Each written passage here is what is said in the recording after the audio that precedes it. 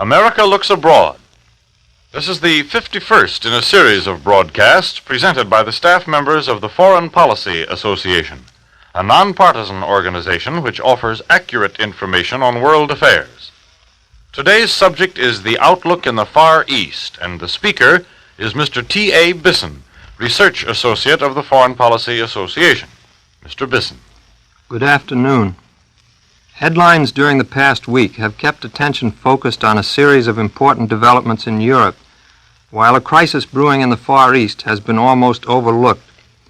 Hitler's conferences at Berlin with Soviet Premier and Foreign Commissar Molotov on Tuesday and Wednesday easily held the center of the stage. As the Berlin meetings were taking place, news of last Monday night's successful British air raid on the Italian naval base at Taranto was released from London.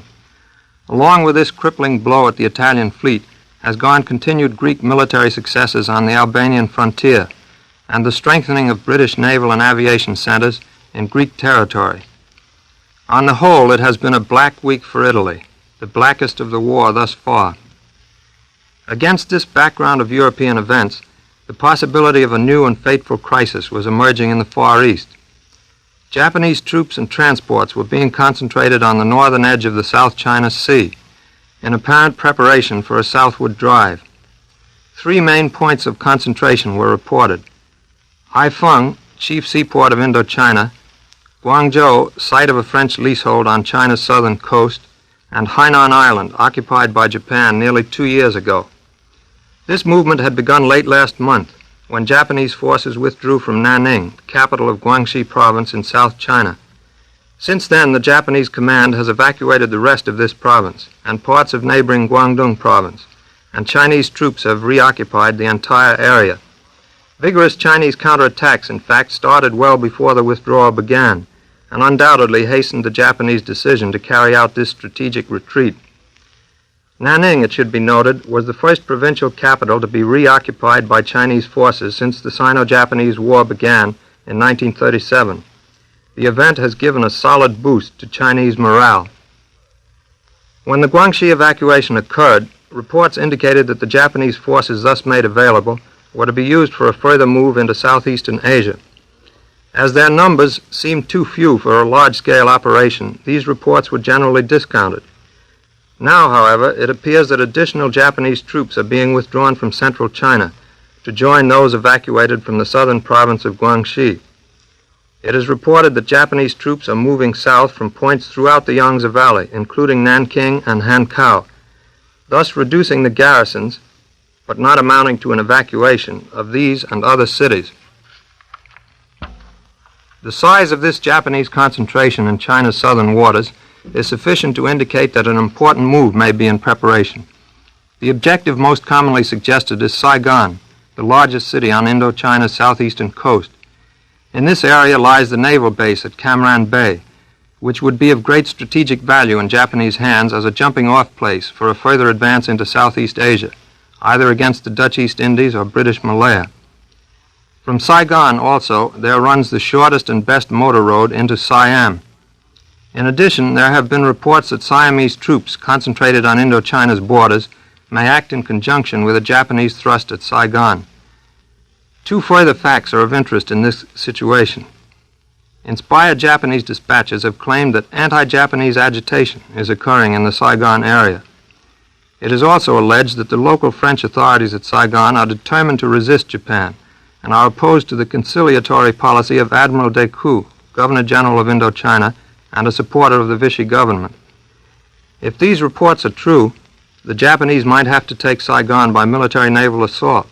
If not, they might possibly again induce the French authorities in Indochina to agree to a peaceful occupation of the area. That significant events are again pending in the Far East was further indicated by the holding of another imperial conference at Tokyo last Tuesday. These important conferences of the highest Japanese military and civil officials, held in the presence of the emperor, used to occur hardly once in a decade. They always deal with some grave emergency, but under the present Japanese cabinet they seem to have become almost routine. The last one, you may recall, was held on September 19th, when the terms of Japan's alliance with the Axis powers, announced several days later, were approved. What may have been considered at this second conference? After Tuesday's meeting, the Cabinet Secretary announced that the Imperial Conference had reached a complete agreement of views on problems relating to China. Tokyo dispatches amplify this cryptic statement. They suggest that the conference may have approved a treaty which has been under negotiation for many months with Wang Jingwei, head of the Japanese-sponsored regime at Nanking. The conference might also have approved plans for military naval action in the South China Sea, if such action is being contemplated. Aggressive action by Japan in Southeast Asia under the existing circumstances would be likely to precipitate an immediate crisis in the Pacific.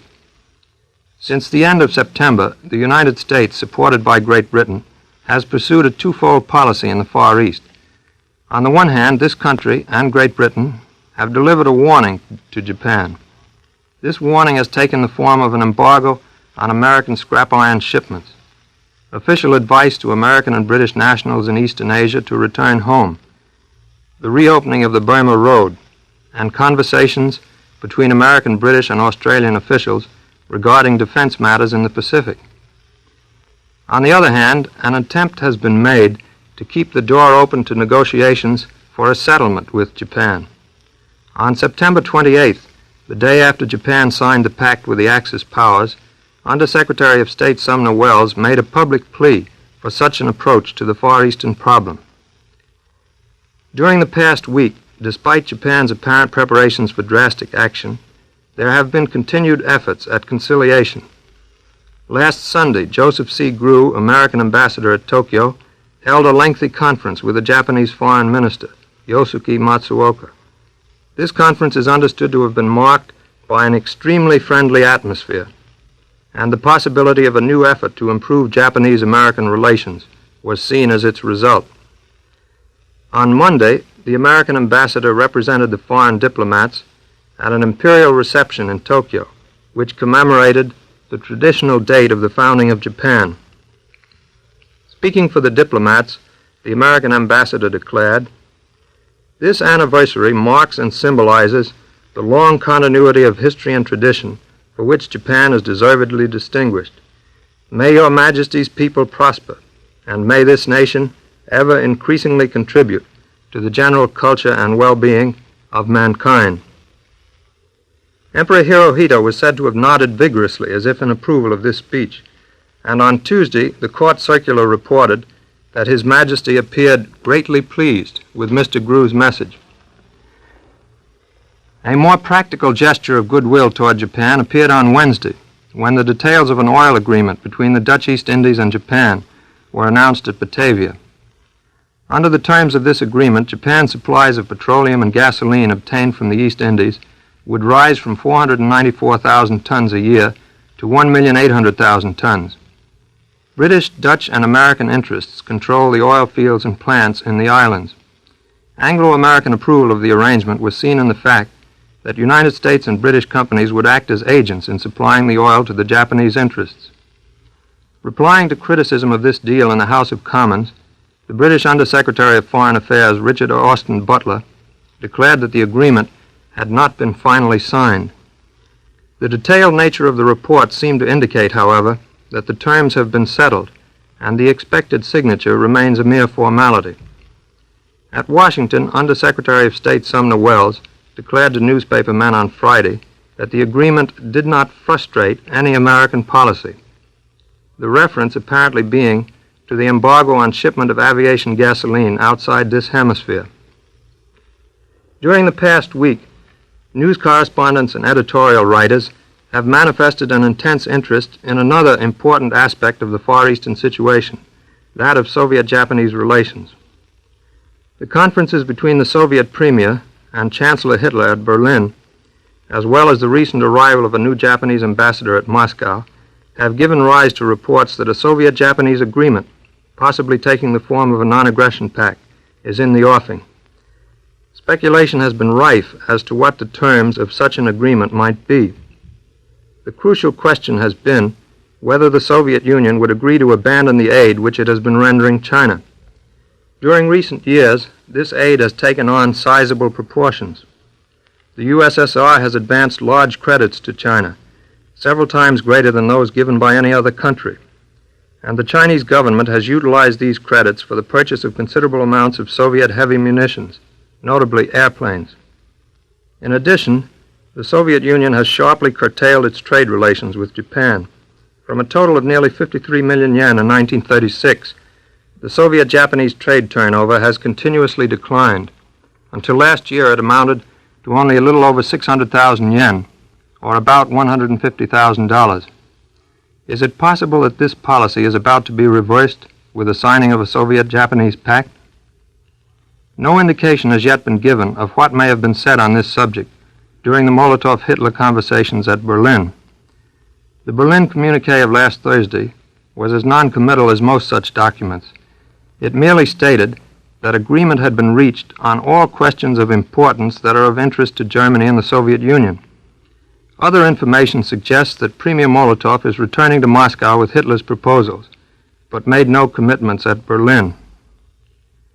On Friday, however, the official Soviet news agency TASS denied reports that Japan had reached an agreement with the Soviet Union, outlining spheres of influence in the Far East and providing for cessation of Soviet aid to the Chinese government at Chongqing. The TASS statement asserted that these reports do not correspond to reality. It is perhaps significant that the TASS statement does not flatly deny the possibility of any form of Soviet-Japanese agreement. It merely excludes an agreement defining spheres of influence in Asia, or carrying a Soviet pledge to cease aiding China.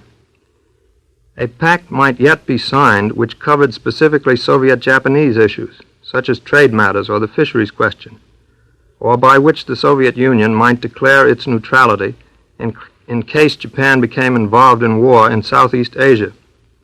It remains to be seen whether such a pact will soon be announced. Meanwhile, the immediate course of developments in the Far East is likely to turn on the use to which Tokyo puts the forces that are being concentrated off China's southern coasts. If the decision is for another forward move, possibly against Saigon in southern Indochina, a severe crisis is almost certain to result. Preparations to meet such a contingency are obviously being made. Last Wednesday it was announced in London that further reinforcements had reached the Far East, although their numbers or the types of additional equipment that may have accompanied them were not specified.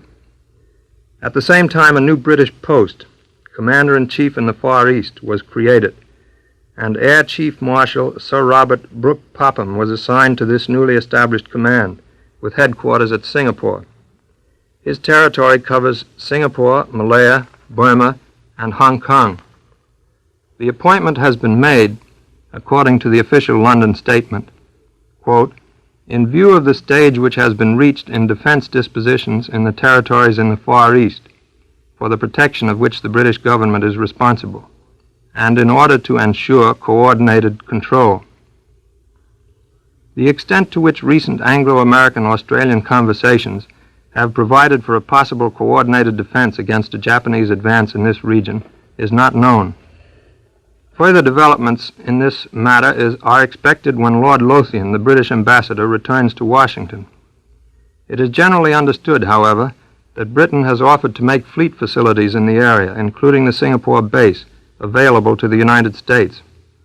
During the past month, the American fleet, now stationed at Hawaii, has been refitted in successive contingents on the Pacific coast, while the men have been given shore leave.